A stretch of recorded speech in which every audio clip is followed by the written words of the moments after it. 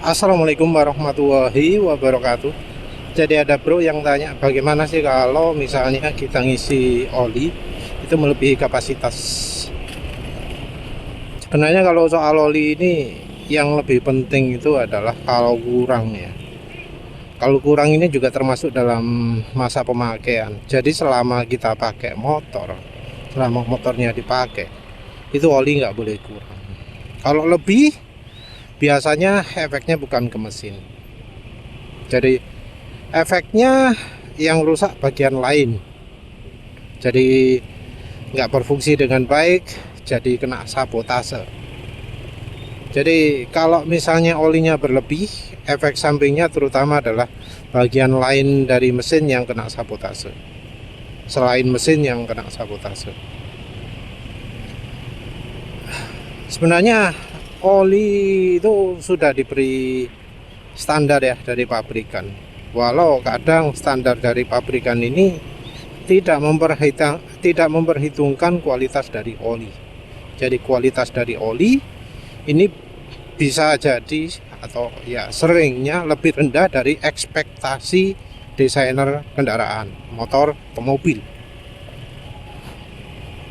Jadi oli buruk sekarang itu biasanya bisa dibagi dua kelas ya, kelas mineral sama kelas sintetik. Tapi ini kita nggak ngomong beneran mineral atau beneran sintetik, tapi kita ngomong bahan oli daur ulang yang kelasnya tertentu. Biasanya adalah oli daur ulang yang kalau dipanasi penguapannya ekstrim. Walau itu oli 20W50. Untuk yang tipe lainnya, yang tipe sintetik, itu dipanasi nggak apa-apa, tapi cepat sekali jadi hitam. Jadi sekarang ini kalau untuk oli-oli baru, oli kemasan baru, oli keluaran baru, oli produksi baru, pengkategoriannya seperti itu ya, antara cepat menguap atau cepat jadi hitam. Kalau yang buruk sekali ya dua-duanya, selain cepat jadi hitam juga cepat menguap juga, tapi biasanya salah satu. Ini beda ya dengan oli zaman dulu, di mana oli mineral itu selain tahan penguapan juga tahan jadi hitam. Jadi dibanding zaman dulu sudah beda ya. Nah, volume oli tidak memperhitungkan yang kalau olinya itu cepat menguap atau cepat habis. Cepat habis ini juga bisa karena kompresi bocor, silindernya nggak bisa ngembang, aus pada piston, aus pada silinder juga, termasuk juga valve, seal valve-nya rusak. Jadi seal valve itu bisa rusak juga, selain karena oli ya, selain juga karena panas, karena masa pakai juga ya.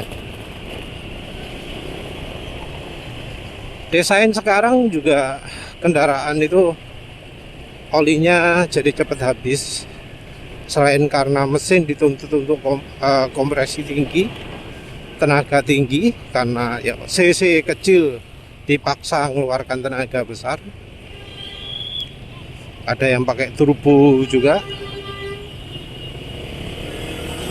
Selain itu juga dari bahan ya, karena panas, butuh pendinginan yang cepat, dan material yang pendinginannya cepat adalah aluminium. Jadi mau nggak mau bahannya pakai aluminium. Nah, kelemahannya aluminium itu adalah di silindernya. Aduh, ini yang rusak jalan ini. Kelemahan aluminium ini di silindernya nggak bisa ada guratan-guratan. Jadi guratan-guratan ini penting untuk nangkep oli, biar oli itu nggak mudah kesapu. Guratan-guratan ini juga ya beberapa produk orisinil juga nggak ada sih, walau silindernya sudah besi. karena mungkin ya waktu pembuatannya jadi butuh lama, maka dari pabrikan itu pakai cetakan toh wis gak dilicinkan atau apa, sehingga dinding silindernya sama sekali nggak di honing atau apa istilahnya. Nah, karena nggak ada yang proses seperti itu, jadinya ya fuel dilution bikin oli cepat encer, cepat rusak, cepat muat. Kalau pingin bagus ya ganti silinder yang dari besi sing ono cross hatch, yang penulis tahu merek NPP. Jadi mereka yang pakai silinder NPP minim keluhan fuel dilution, apalagi yang namanya vampir oli.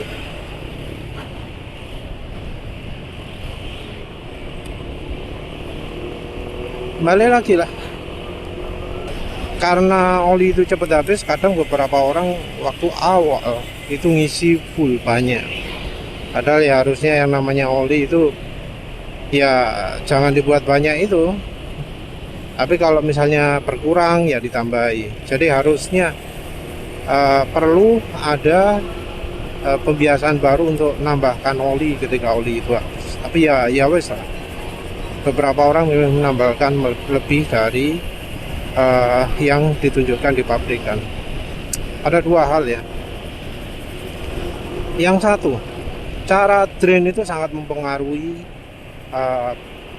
volume yang dibutuhkan ketika nambahkan oli.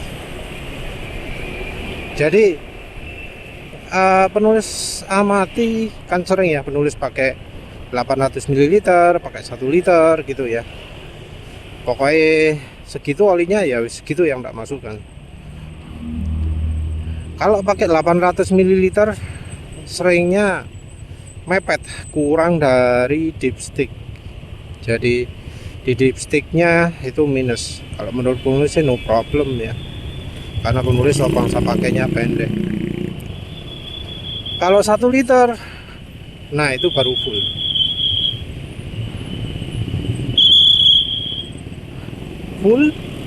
dan tidak melebihi batas 1 liter pada.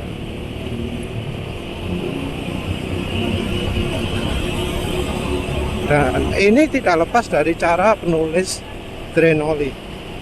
Jadi penulis drain oli itu selalu dalam dua posisi ya. Kalau tegak maka akan penulis miringkan ke kiri. Kalau sedang miring ke kiri maka akan penulis tegakkan atau agak miringkan ke kanan. Jadi kalau pas drainnya posisi sandar samping, maka motor akan penulis arah miringkan ke arah kanan beberapa waktu gitu, terus miringkan ke kiri lagi. Nanti biasanya akan ada oli-oli yang keluar juga.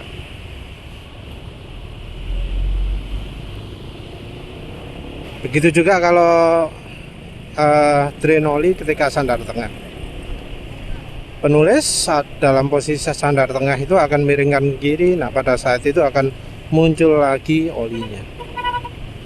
Kalau volume mungkin ya sebenarnya cuma 20 ml, 30 ml, tapi kan pengaruh itu ya. Tapi yang jelas kalau penulis ngisi 900 ya, pernah sih pakai 900 kalau nggak salah, itu masih belum full dipstick. Jadi yang namanya acuan pabrik itu bisa dibilang acuan general ya, acuan umum yang belum tentu itu pasnya segitu. Penulis juga pernah mengamati ganti oli di extend. Nah, ganti oli di extend itu kan beda sendiri, karena modelnya disedot. Jadi nggak buka baut, tapi ada sedotannya. Oli disedot. Nah disedot ini oli yang keluar jadi lebih banyak. Nah ini bisa jadi masalah. Jadi masalah ketika kemudian kita belinya misal 800 ml. Nah kalau pakai 800 ml ya kurang, karena harusnya ya minim 900 untuk bisa mencapai minim dipstick. karena oli yang keluar jauh lebih banyak. Jadi ketika kita drain dari posisi samping, dari posisi berdiri tegak, itu bakal masih ada oli di dalamnya. Nah kalau kita tidak ya membuat olinya diisi dengan menyesuaikan cara ganti olinya, ya bisa kurang atau ya kadang bisa lebih, tapi jarang lebih.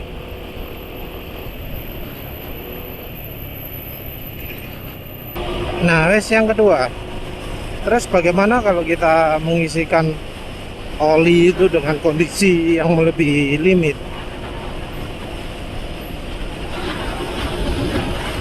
Ya perhatikan juga bahwa mekanik bengkel ya, kalau memang rotok jujur tapi rotok ngawur, itu oli bakal dituang semua. Jadi oli 800 ml dituangkan ke motor yang butuhnya 600. Oli 1 liter dituang ke motor yang butuhnya 900. Karena males. Sisanya di apa? Nyisakno sepiro ya kaeling. Kalau dulu mungkin dipaskan. Jadi disisakan segini, nanti botolnya dikasihkan ke konsumen. Tapi sekarang penulis nggak pernah megang seperti itu. Dari pabriknya, dari yang dealernya itu biasanya sudah menyediakan yang takarannya pas, yang tipe 650, tipe 800, tipe 900, tipe 1,2. Jadi menyediakan yang pas.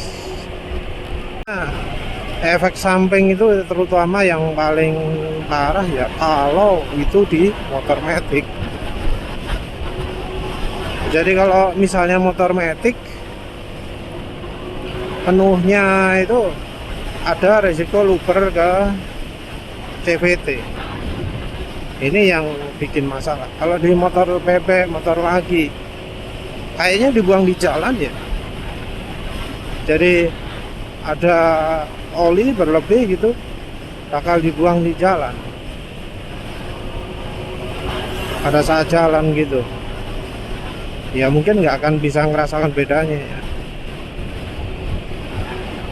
Mungkin cuma yang apes saja ya, yang kemudian luberannya itu sampai kena, misalnya kena ban, kan ban jadi licin. Nah itu kan bikin konyol. Kalau di motor matic, kalau sampai luber dari mesin karena olinya berlebih atau ya karena karakter olinya gitu ya,